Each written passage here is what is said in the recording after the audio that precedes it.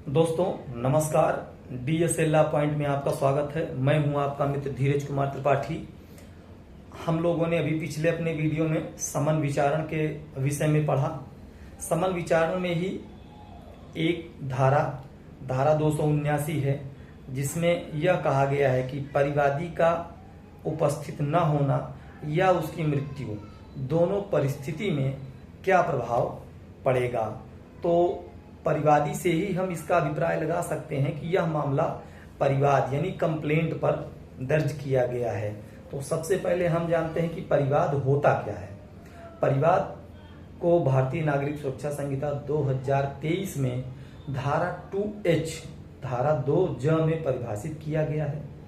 यह लिखित रूप में या मौखिक रूप में, इसे कोई भी व्यक्ति लिखित रूप में या मौखिक रूप में मजिस्ट्रेट के समक्ष अभिकथन करके किया जा सकता है। इसमें कोई भी व्यक्ति जैसे ज्ञात हो या अज्ञात उसके विरुद्ध अपराध किया गया होना चाहिए। लेकिन इसमें पुलिस रिपोर्ट शामिल नहीं होती है। मतलब यह कार्यवाही जो परिवाद पर चलती है वह पूर्णतया न्यायालय पर निर्भर करती है।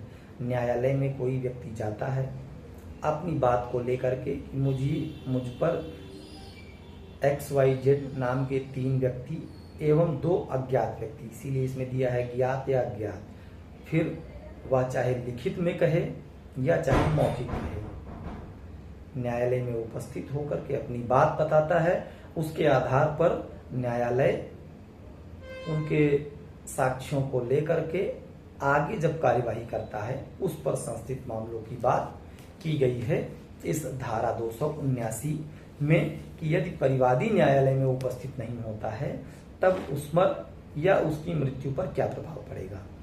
तो यदि परिवाद पर समन जारी किया गया हो और अभियुक्त को हाजिर होने के लिए कोई तिथि नियत की गई हो, तो उस तिथि पर या किसी आगे वाले दिन जब सुनवाई स्थगित की गई हो, यदि परिवादी कंप्लेनेंट हाजिर नहीं होता है, परिवादी हाजिर नहीं होता है, तो मजिस्ट्रेट परिवादी की उपस्थित होने के लिए, जैसे परिवादी नहीं आया तो उसके बाद उसको 30 दिन का समय पहले देगा कि अगली नियत तिथि 30 दिन के बाद की है, इस तिथि पर आकर आप अपना पक्ष रखें।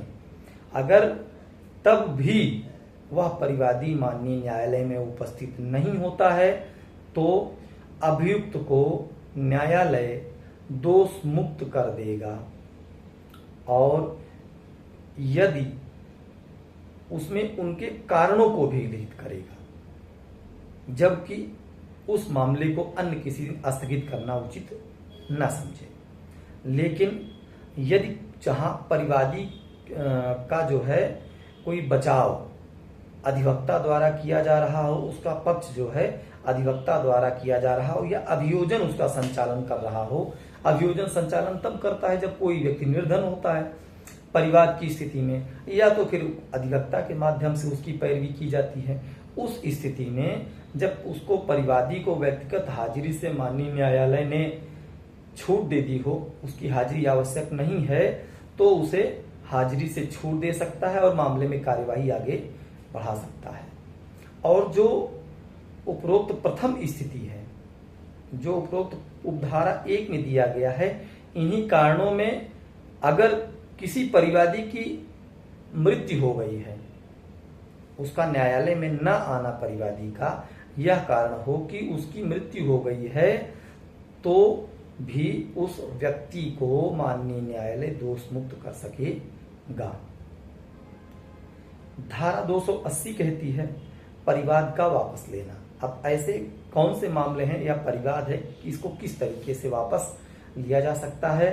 तो यदि परिवादी किसी मामले में अंतिम आदेश पारित करने के पूर्व मजिस्ट्रेट का यह समाधान कर देता है कि अभियुक्त के विरुद्ध, जब एक अभियुक्त है या एक से अधिक अभियुक्त है, तो उनमें से किसी के विरुद्ध उसका परिवाद वापस लेने की अनुज्ञा माननीय न्यायालय दे दे, और न्यायालय को ऐसा लगे कि मामला वापस देने के लिए पर्याप्त आधार हैं, तो मजिस्ट्रेट जो है मामले को वापस करने का आदेश कर सकेगा और अभियुक्त को जिसके विरुद्ध इस प्रकार वापस मामला लिया जा रहा है उसे दोष मुक्ति कर सकेगा। मतलब कि परिवाद की स्थिति में जब कोई मामला परिवादी वापस लेता है, कंप्लेनर वापस ले लेता है, तो उसका प्रभाव अभियुक्त पर क्या पड़ेगा? उस पर अभियुक्त पर उसका प्रभाव यह पड़ेगा कि उसे दोष मुक्त किया जाएगा, एक्विटल किया जाएगा। इसका प्रभाव उन्मोचन का नहीं होगा। ये स्पष्ट प्रावधानित किया गया है भारतीय नागरिक सुरक्षा संहिता 280 में।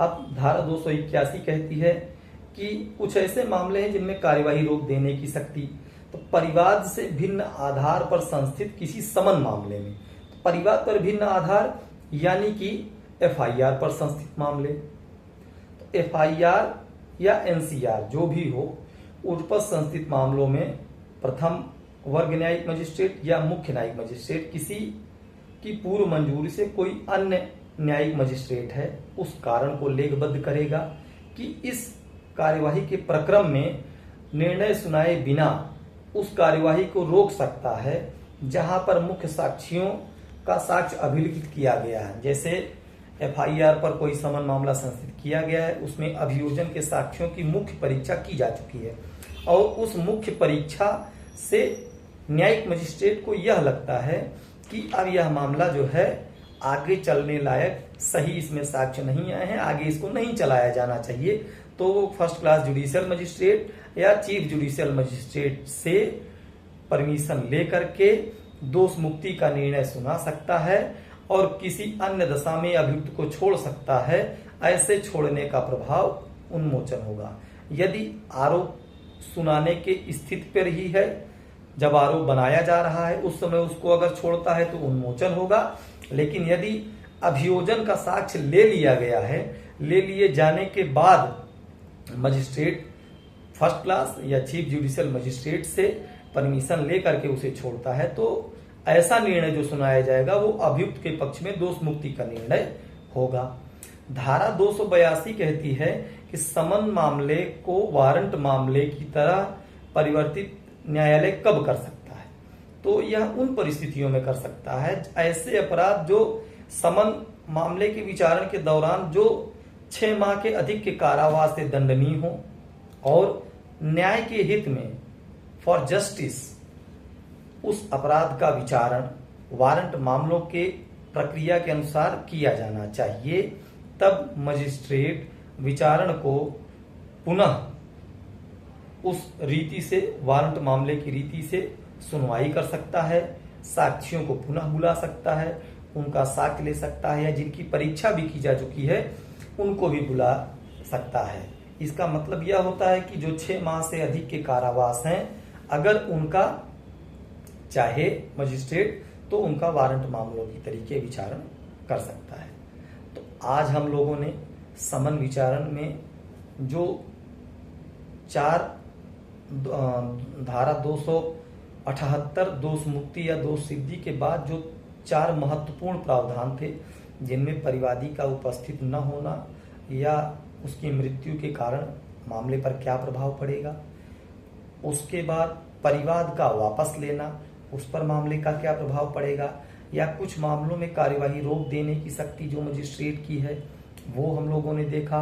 फिर धारा 282 जब कि ऐसे समन मामलों को वारंट मामलों की तरीके कैसे मजिस्ट्रेट परिवर्तित कर सकता है, इनको पढ़ा।